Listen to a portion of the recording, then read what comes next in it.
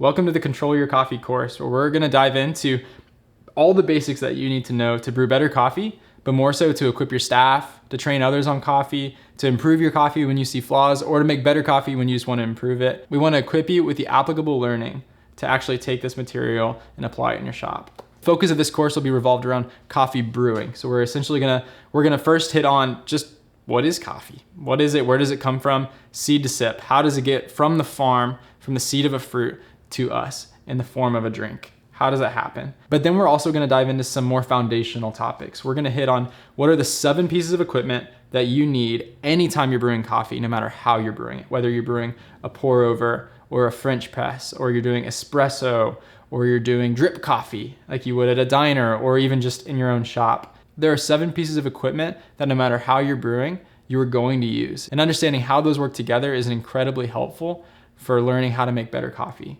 Once we lay that foundation and know what are the 7 variables that we're gonna use and just define them, you probably already know them. You've probably used them anytime you brew coffee, you're using them, but hopefully this will help define them and bring clarity.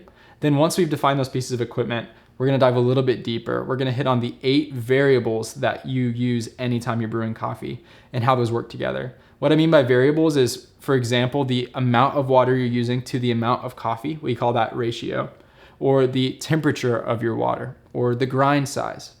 There's a number of things that we'll hit on, 8 of them to be exact, and understanding how those work together, how a finer grind with hot water is different than a coarse grind with cold water, and how different brew methods apply to different ideas and different workings together of these variables.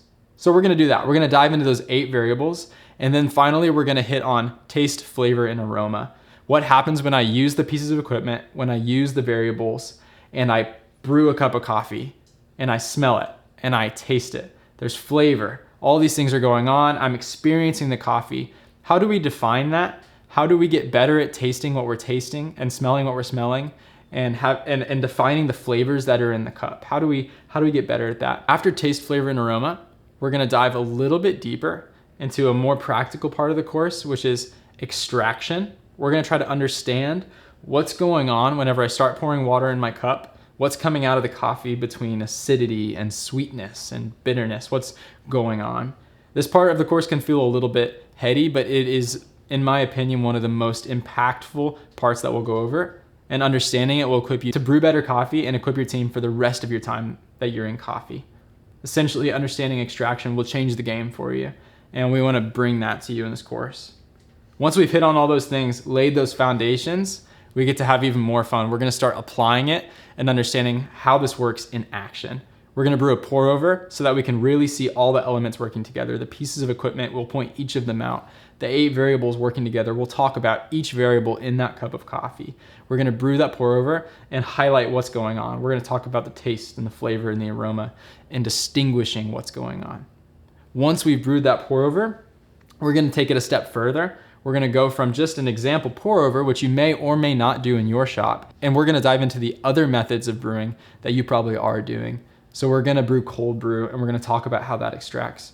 We're gonna brew espresso, and we're gonna talk about how that extracts. And we're gonna brew drip coffee, and we're gonna talk about how that extracts. We might hit on a couple other things. Throughout the course, there are gonna be pieces of information that you can grab, little files that you can download, and view, little graphics that hopefully will be helpful for understanding some of the concepts and especially the application in this course. And we're also going to have some side videos, some side things that are going to be applicable. For example, in this course, we're not gonna have time to fully cover how to do great milk steaming, incredible latte art.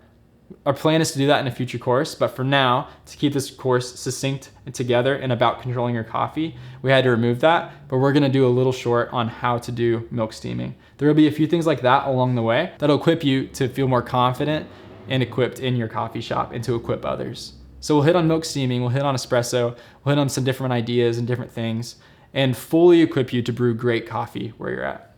As we go through this course, it's absolutely designed to go from beginning to end. So whether you're doing this alone or with your team or with 1 or 2 others, I absolutely recommend taking it from step 1 all the way to the finish. This is gonna compound upon itself, and as you sit through it, you're gonna find that each block builds upon the next one.